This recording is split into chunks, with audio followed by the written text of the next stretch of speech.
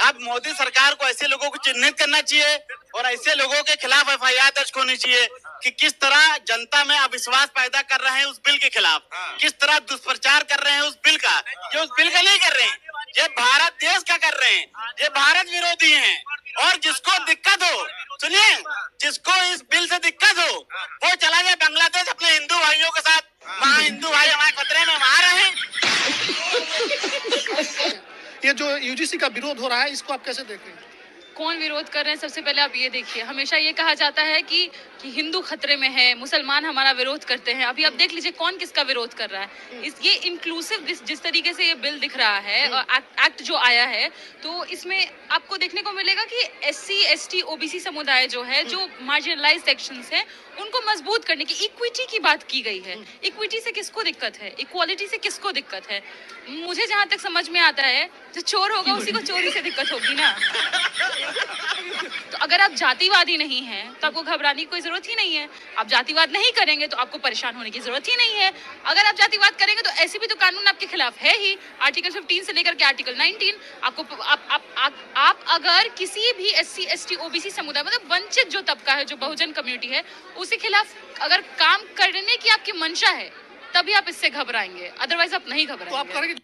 बात तो सही है। जो लोग विरोध कर रहे हैं उनके मन में खोट है, वो लोग शोषण करते हैं। बिल्कुल है, बिल्कुल है। मतलब आप तो इससे पहले तो ये कह रहे थे, भाजपा का जो लाइन है और जो लोग अभी ये बातें लिख रहे हैं, इसके खिलाफ बोल रहे हैं, वो सारे के सारे भाजपा ही हैं। और इनका लाइन होता था कि सभी लोग हिंदू हैं। तो आज तो दिख गया कि हाँ, कोई ओबीसी है, कोई एससी है, कोई एसटी है, और उससे किसको दिक्कत है?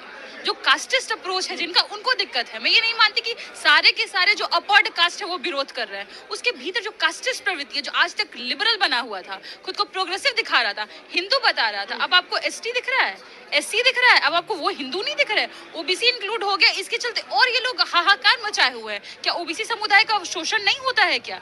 सीधी बात है कि घबराए वही जिनके मन में खोट हो। चलो, देश छोड़ के जाना पड़ेगा। यूजीसी लागू कर रहे हैं भैया अब यूनिवर्सिटियों में। अरे छोड़ो तुम, अरे बीजेपी यूजीसी लागू कर रही है। मोदी जी ने क्या कर दिया? हम लोग तारीफ करते थे। अरे छोड़ो तुम, हम जा रहे हैं नेपाल, हम जा रहे हैं नेपाल। पहली फुर्सत में निकल। हाँ, हम नेपाल जा रहे हैं। यूजीसी लागू कर दिया है। हम लोगों को पहले बोलते थे बटोगे तो कटोगे, अब की बार 400 पार।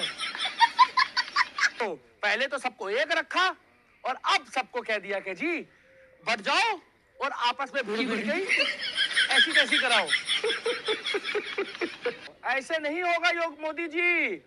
एक कोना चोलबो, 27 में इलेक्शन है, 29 में इलेक्शन है, जवाब दिया जाएगा। अच्छा।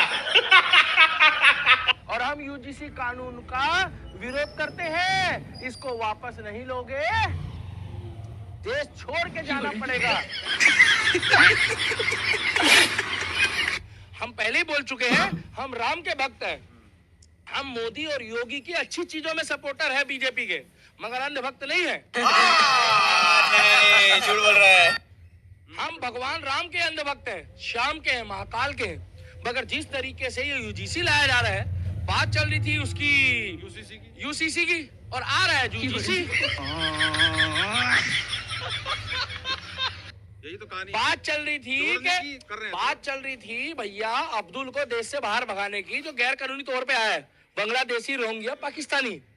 और यहाँ तो आपस में बांट रहे हो। क्यों? क्योंकि आप चाहते हो कि भैया कहीं 27 के इलेक्शन में फर्क पड़ जाए।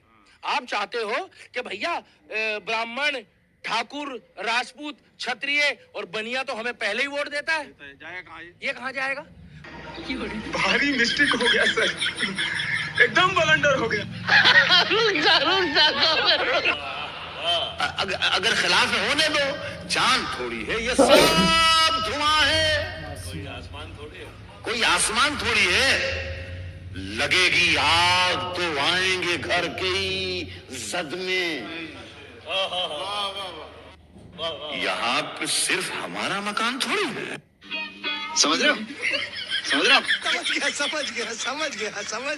तो दोस्तों वीडियो अभी तक आपने देख लिया और वीडियो आगे भी और बाकी है। वीडियो में अभी आपको आगे दिखाने वाला हूं, लेकिन उससे पहले मैं आपको ये बता दूं, जैसा कि आपने देखा इस बिल पास होने से इनको कितनी ज्यादा तकलीफ हो रही है, कितना ज्यादा ये बिल बिला रहे हैं और कह रहे हैं कि हम मोदी सरकार को अब वोट नहीं करेंगे, याद दिला देंगे उसको। लेकिन ऐसे ही बिल पास काफी सारे हुए हैं, जैसे कि एनआरसी था, किसानों पर था, तब ये उसका विरोध करते थे वो लोग, तो उनको ये देशद्रोही बताते थे।